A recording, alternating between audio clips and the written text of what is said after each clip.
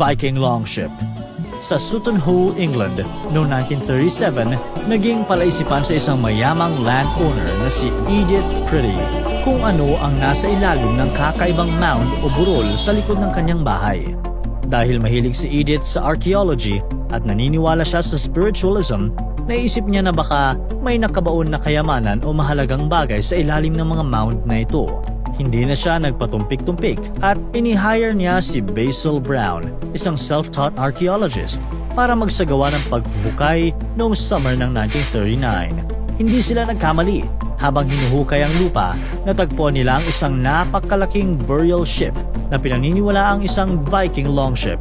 Kasama nito ang mahigit 200 na artifacts, kabilang ang isang sikat na Sutton Hoo helmet, isa sa mga magagandang na preserved na early medieval metalwork, isang solid gold buckle, shoulder clasps at mga sandata, kasama ang isang royal gold hilted sword.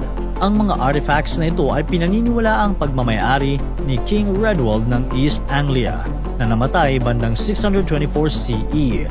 Ang site na ito ay isa sa mga pinakamahalagang archaeological discoveries sa kasaysayan ng Britain na nagbibigay ng malinaw na impormasyon sa buhay ng mga Anglo-Saxon at kultura ng mga Viking.